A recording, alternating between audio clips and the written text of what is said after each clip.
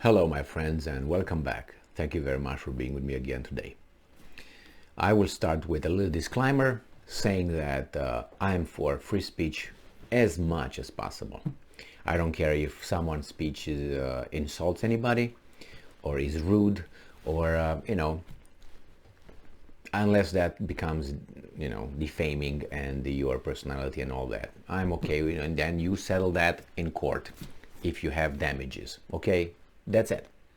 I understand with the threats. I don't agree with the threats and all violence and all that. No, or with scare tactics. Oh, it's a fire. I understand that. I think people should be able to hurt anybody else's feelings as much as they want. I think if we start prosecuting that means anyone can feel that his or her feelings are hurt. Therefore, no more free speech because everything would be subjective. Now, that's one thing. You can say whatever you want, you dislike or you like. As long as it's, I don't like that, that's fine. I don't like that either. So that's with the free speech. I don't think that should be limited in any way based on, preferences or likes and dislikes. That should not play a role. But I have here an article from Quartz, Africa. And it's about Queen Elizabeth II, who died. I'm not going to use their euphemism, passed away or something, because I'm still using English language. And unfortunately, she was 96 or something. Good luck, and that's it. My condolences, and what can I say? Now we have people who she's still, as we put it in Romanian, she's still warm, so she's not dead for a long time, and start talking smack about her. That's their right. Is that bad taste? Yeah. We have a saying in Romania, we have many, but one of them I think is, you can probably have it in other countries, where it says that all good about the dead. So when a person dies, you don't talk about that person in negative terms unless he's, like Mussolini or Hitler or Stalin and other ones that are all bad all the time. So you refrain from saying, okay, the person just died, and all of a sudden you start, throwing garbage. That's bad taste. Should be allowed? No, without questions, yes. You do whatever you want and show who you really are by your speech, which is fine. It's fine. Bad taste, though. So we have here this article that starts like this. The discourse among Africans, some Africans, right? But it says Africans, following the death of Queen Elizabeth II became feisty as her reign ended yesterday. In one of the first signs, Twitter, where her death was first officially announced, deleted a post by Nigerian professor Uju Anya. So he's professor. That means he's a university professor. He must have a PhD. So he's of the highest of the highest. From there, you just go to a Nobel laureate or something. Was the first officially announced. Twitter deleted a post by Nigerian professor Uju Anya, who, reacting to news of the monarch's death and health, not death at that time, wished that her dying pain be excruciating. So this professor, Nigerian professor, Uju Anya, who, reacting to news of the monarch's health, wished that her dying pain be excruciating. Well, she was not even dead, so okay, well, that's the way he views. So he must be very much hurt, and his family hurt, and his whatever. Something very horrible must have happened to a university professor. So life was rough for the university professor. Can he have ideals? Yes. Can he have values? Yes. Memory? Yes. He can look outside of his own interest? Yes. Can he be decent? Yes. Can he be telling the truth or whatever he feels? Yes. I'm for it. It's just, I think, bad taste. But let's go further. For some, Twitter's swift move, which the companies indicated was based on a violation of its rules, negated the free speech principles it is supposed to uphold. Well, then allow other people to be back on Twitter if you're so, and these people that probably are very upset And I'm Uju Anya should say whatever he wants to say about his opinion and his desires regarding the person. And his speech should not be infringed. That's how I see it. He should say that if he wants, but that's a private company and they do whatever they want against anybody's speech. That's the problem. And Uju is a professor in Nigeria. People were presidents of certain countries and they were banned. Now you say, well, he said this, he said that. Well, if you love a value, then it doesn't matter who, is punished for upholding that value.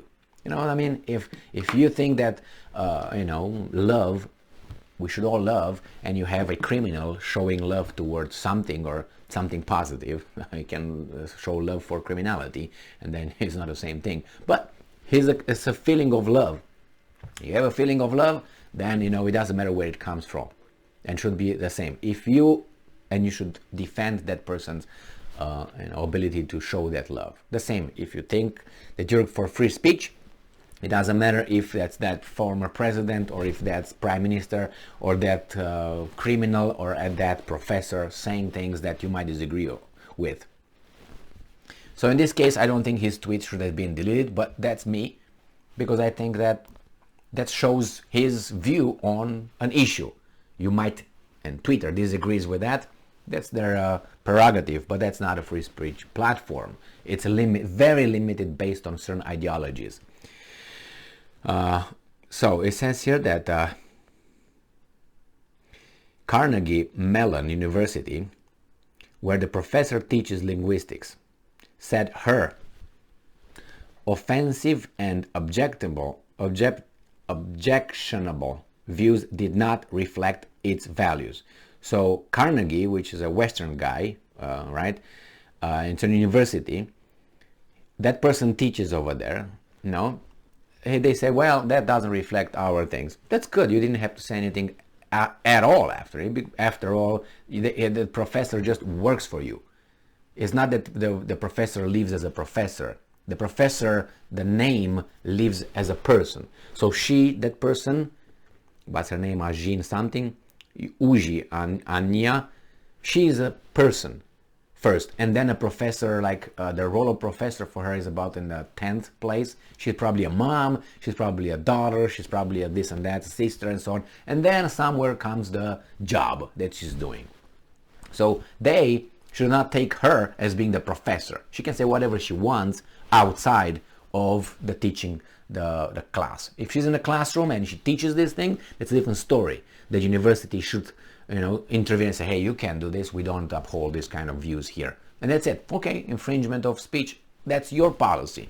But she did it on Twitter as a person, not an university employee. So I don't like when these guys are saying, well, Emily, you work for this department and you should, outside, when you walk out of the building, you're still an employee of that. No, I'm not. I'm not an employee of that. I'm Emil Kosman and you are this.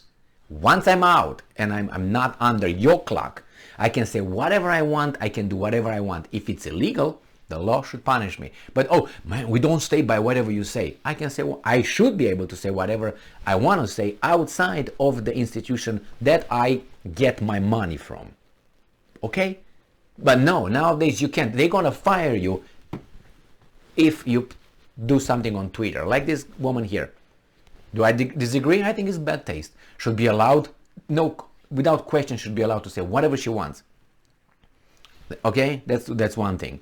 But to intervene like this, we doesn't reflect. Shut your pie hole. You have nothing to say, university. That's not up to you to say anything. You're not the judge of anything here. It's between her opinion that she expressed somewhere, the individual, the human being. She's not a professor. She's not in a classroom. That's only time when you have a power over whatever she speaks. If she does it in your classroom, when she gets out, she's not professor that. She's whatever her name is, Uju Anya. That's what she is.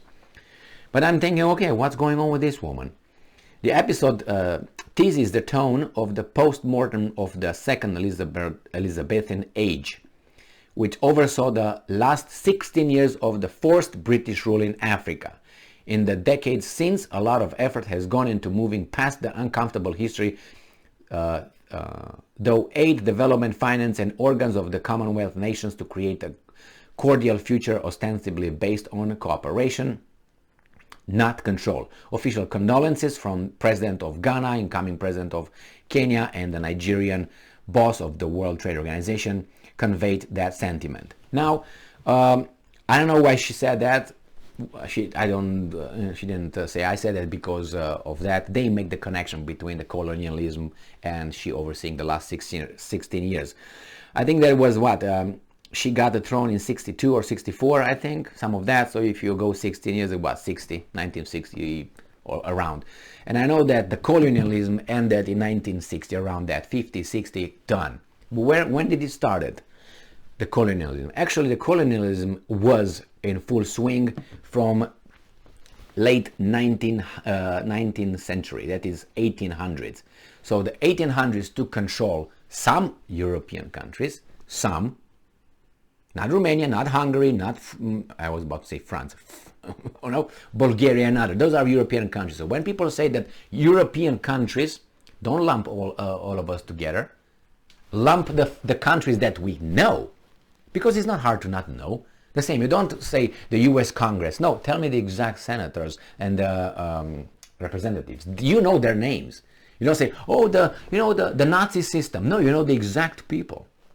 Don't tell me the government. No, you know the exact person who said that or who implemented that. You know, you have the information. The same here. When you say European countries, name them. Okay, in this case, you got colonialism was about 80 years, no more than 80 years at most. You say, well, it was from the 14th century, 15th century when it was. How? There were the outposts, one person here, one person. It didn't start the colonialism. That was the first contacts, if you take it that way, between the Europeans and the sub-Saharan Africans and so on. Not only sub-Saharan. So I looked over here in an article. I say, okay, let me just use so I can, if I tell you that colonialism was 80 years, you're going to say, oh my God, no, Emil is lying. All right, so it says here that I got this article and saying that colonialism, which refers to the establishment of political and economic control by one state over another, had an enormous impact on Africa. Okay, the colonial experience began in the late 1400s when Europeans arrived and set up trading posts. So trading post here, that's not colonialism. Done with that. Then it says here, it reached a peak in the late 1800s, that's 1700s, right? 1800s. So 1800s, that's let's say the late 1800s, that's 1880, 1860, and then everything was done in 1960. So that's 80 years. 80 years, 90 years, 70 years. Now, you say, well, Emil, and it's more about it. You can do your own research and find out. Now, you can do this and say, hey, yes, but you see the legacy of colonialism. Yes, the legacy was good and bad, okay, like any other person. Now you can say like this, well, that changed the whole dynamic of Africa. I don't believe that, and I tell you why. And not all Africa was, done in 60. In 60 was done, all of it, but it was, different periods when people just were kicked out and left and all that. So it's not like 1960 was the time when they started it. It was done with everything over there. Okay, now we go about how many years? 80 years. Well, if that's the legacy, I can think of, let's say, Great Britain. Remember Hastings? I think it was what, 1066 or something, or 1044, 1066, I think it was Hastings. The Normans conquered it. What legacy they left? They left over there French language, right? I think 50% of the English language is French, Latin, not French, Latin. And not only that, you go back and see what was the legacy. And they ruled for what? For about 200 and some years. What was the legacy? Bad? Look where Great Britain is right now. And then you say, oh, right after that. No. And then let's go to France. You know, France is called by the Franks. And the Franks are not what the original guys were over there. The French, okay? Again, another culture, another tribe conquers the territory of inhabited by other people, and legacy. Where's the legacy? All right? After that, I didn't hear about France being, oh my God, yeah, Okay, then you get the Roman Empire. The Romans conquer of Germany. The Roman conquer of most of Europe, right? Where's the legacy? Okay, so these things would, and many examples of this kind of legacy, where things went just fine, but only in Africa everything is, nothing is bad, is bad, is bad. I don't believe it. You had from 60s to now, right? 70, 80, 90, 20, 22. You got 50 years, right? 60 years. You got 60 years, almost the same amount of the 80 years that you had the full colonialism, the scramble. What did you make out of it? How long before you come back to what you were before the colonial powers came? And then this 80 years compared with your history. How long is your history? Let's put it the whole thing like Africa. How old is it?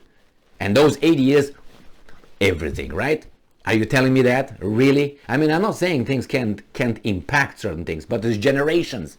Generations. You had 2 generations. A generation is 30 years, okay? It's not 80 years. It's 30 years of generation. So you had 2 generations. And on the other hand, you had 3 generations. 3 generations of involvement, of full colonialism versus 2 generations that you had. You were free. What did you do? What did you make out of it? With all the financial and help that you received after that. I'm talking general because they talk general. So, you know, and they talk, oh, she should be excruciating pain and so on. Really? For what? What did she do? Oh, she oversaw the empire, which did only bad things, correct? Yeah, and you're a professor, right? Yes. So how did you get to be a professor? Do you have objectivity? Do you know how to make a research paper? Let's put it like easy stuff. How can you reach the conclusion? What kind of method of analysis you have? Oh, you pick and choose. Well, you're not a professor. You're a hack. You're an activist, and you leave your heart. You allow your heart cloud your brain, and then you can't be a professor. Then you turn into something else, activist. You can do that. You can say whatever you want, but you made a embarrassment of yourself because of your lack of knowledge. And the problem is that person is a professor. So her analysis of an issue shows me that she doesn't have the brains, but she's a professor at a Carnegie college or whatever it is. How is that possible? How did she get through school? What kind of methods of, you know, stopping certain kind of people, right? Because when you go to college, you have to have certain abilities to get to a PhD. Otherwise, we all could get it, and I don't buy that.